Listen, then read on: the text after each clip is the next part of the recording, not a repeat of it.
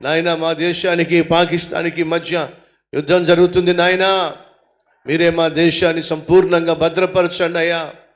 దుష్టుల యొక్క ఆలోచనల నుండి, దుష్టుల యొక్క పన్నాగముల నుండి, దుష్టుల యొక్క నాయన విపత్కరమైన మనస్తత్వము నుండి మా దేశంలో ప్రతి ఒక్కరిని సంరక్షించండి, కాపాడండి నాయన. మా దేశాన్ని పరిపాలన చేస్తున్నటువంటి ప్రధానమంత్రి మోడీ గారికి నాయన సమయోచితమైన జ్ఞానాన్ని ఇవ్వండి అయ్యా. సమయోచితమైన మంచి ఆలోచనలు తీసుకునే నిర్ణయాలు తీసుకోగలిగిన కృపనివ్వండి అయ్యా. రాజులను నేనే ఏర్పాటు చేస్తానన్నావు, పరిపాలకులను నేనే నిర్ణయిస్తాను, నియమిస్తాను అని చెప్పన్నావు.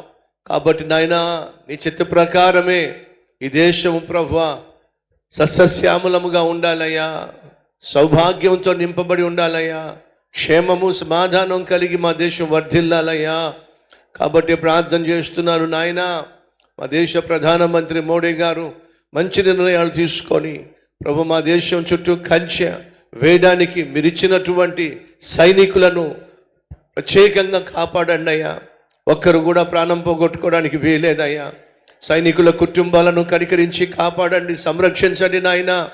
సంపూర్ణ విజయాన్ని మా దేశానికి అనుగ్రహించి, క్షేమాన్ని భద్రతను అనుగ్రహించి నాయన మేము ప్రశాంతంగా బ్రతుకులాగున సహాయం చేసి ప్రతి రాష్ట్రపు ముఖ్యమంత్రిని దీవించయ్యా. ప్రతి రాష్ట్ర ముఖ్యమంత్రి ఆ రాష్ట్ర క్షేమం కోసం మంచి నిర్ణయాలు తీసుకునేలాగున సహాయం చేయండి అయ్యా.